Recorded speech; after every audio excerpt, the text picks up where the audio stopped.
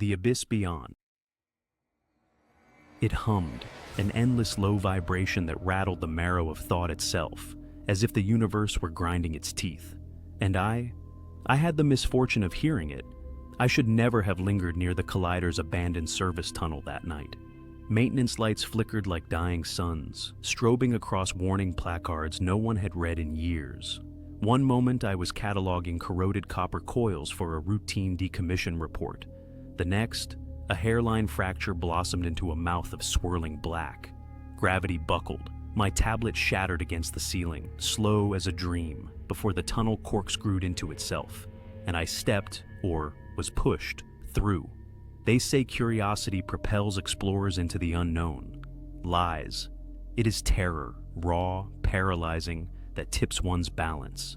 Terror shoved me past the threshold, because staying meant being crushed by collapsing physics. On the other side was not darkness, but motion.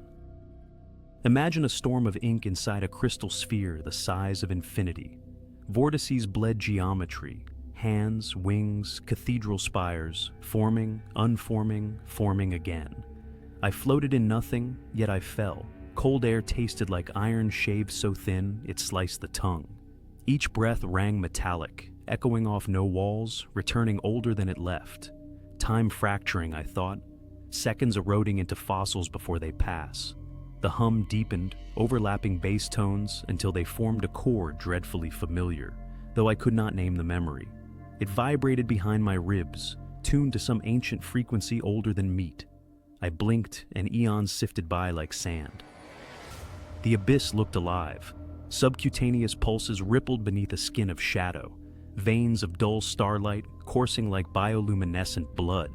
Colossal serpentine coils circled structures too vast to comprehend.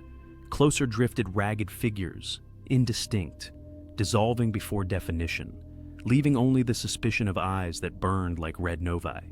I tried to speak. My voice spilled out as vapor, syllables devoured by the hum. Silence here wasn't absence of sound, it was hunger.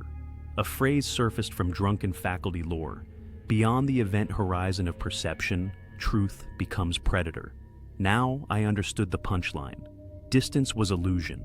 Every direction stretched forever. Yet within a stride, I reached a plane of glassy darkness.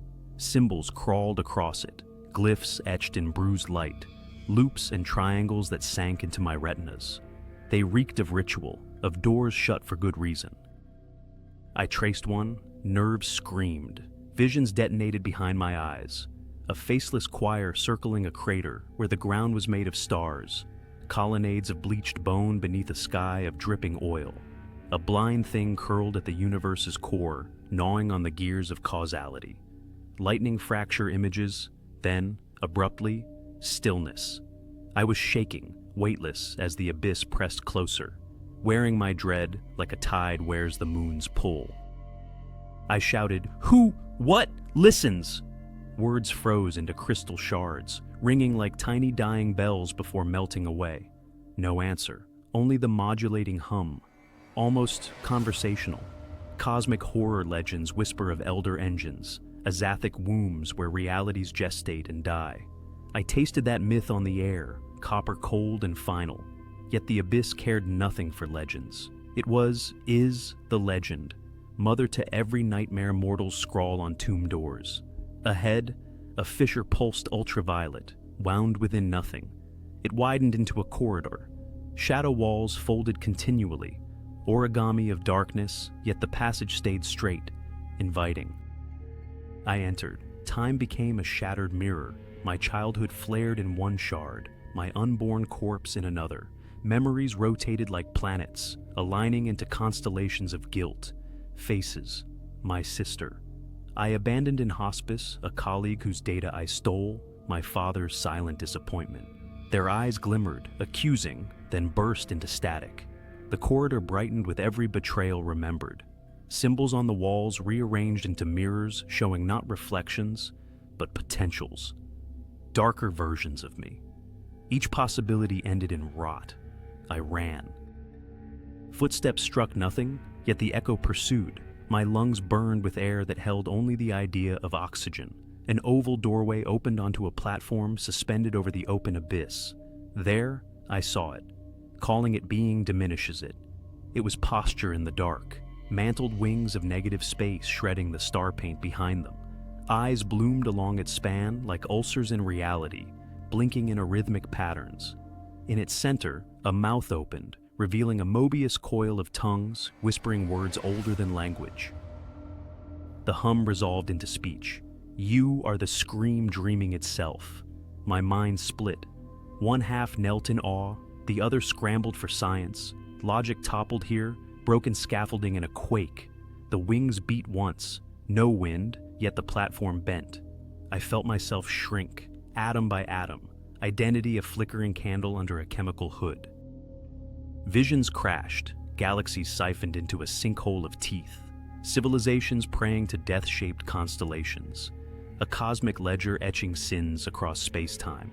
Most terrifying, my reflection surfaced in every alien vista, orchestrating the calamity, grinning. The abyss was showing me. I staggered, clutching my skull. Symbols flared beneath my boots, an incomplete containment seal. The abyss wanted completion. My presence was the missing glyph. I refused. With a howl tasting of rust and ozone, I clawed at memory, dredging hope. A lullaby my mother sang. The feel of rain on warm pavement, Saturn's rings through a backyard telescope. Human things, small, bright. I shouted them, a litany of mundane miracles into the abyss. Each word flared brief light, carving holes in the dark. The entity recoiled, wings sizzling where light touched. It shrieked and time warped, centuries in a blink, seasons strobing across my skin. Hair grew gray, then black, then vanished. Bones calcified and renewed. Agelessness bled me of reference. I understood. The abyss was mirror, magnifying what entered. Scientists bring theories, zealots faith. I brought guilt, a feast. The platform cracked. One more second and the seal would close, trapping me forever. I stepped forward, not to flee, but to merge. If the abyss craved my darkness, let it choke on my light as well. I opened my mind, flinging every memory, every kindness, like stars across a black sea. The entity shrieked, its eyes inverted, blooming white, wings convulsed, unraveling into ribbons of shadow that spiraled upward, tearing holes in the sky. Through those wounds bled daylight, raw, impossible. I hurled myself toward the rupture. Impact, heat, noise, tunnel lights, concrete dust, sirens. Reality, but wrong.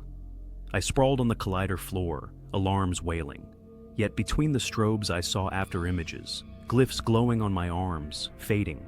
The hum persisted, softer, nested behind everyday sounds. Vents, fluorescent buzz, distant footfalls. Did I escape, or did the abyss escape with me? My reflection in a cracked hazard mirror looked normal, except my pupils. They were rings, infinite whirling miniature voids. Inside them, faint shapes swam, minuscule, insignificant, yet harboring an ocean. I walked among colleagues who never noticed the universe breathing differently around me.